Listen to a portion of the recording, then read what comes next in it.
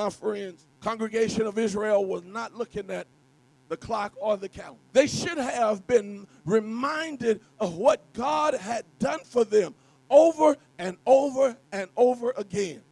They were in bondage in Egypt. They were forced to make brick without straw, yet God provided. They were under the whip of a heavy taskmaster, and yet God preserved them. They cried out, and God prepared Moses to come and be their liberator. And when Moses came to tell them what God would do in their life, they questioned him. Who sent you?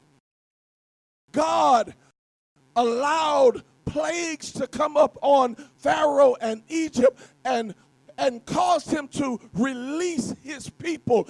And when they got out into the wilderness, they got to a place of the Red Sea. And when they got to the Red Sea, they grumbled and they complained, and God opened the sea and allowed them to cross over onto dry ground.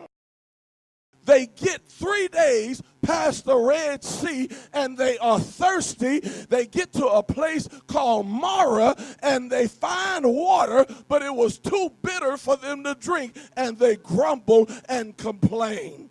God allowed Moses to conduct a chemistry project right before their eyes when he threw the wood in the water, and bitter waters turned sweet just because God loved them enough, watch this, and then they were fine until they got hungry.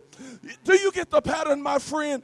All of these special moments in the life of the congregation of Israel, how God had kept them in oppression and how God had freed them from it. And after God had extended grace to them over and over again, they began to grumble and complain.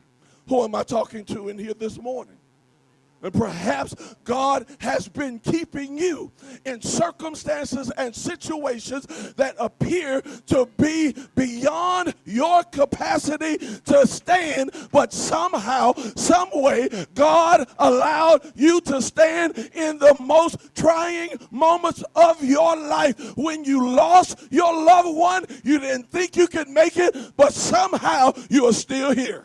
Lost the best job you ever had, and you had plans, and you had a future for your family, and when you lost your job, you didn't think you could make it, but somehow gas remained in the car, food still on the table, clothes on your back, and when you were emotionally unstable about your future, somewhere God spoke to you in a still small voice to remind you to not give up, that even in the midst of your personal crisis, I will be your personal God.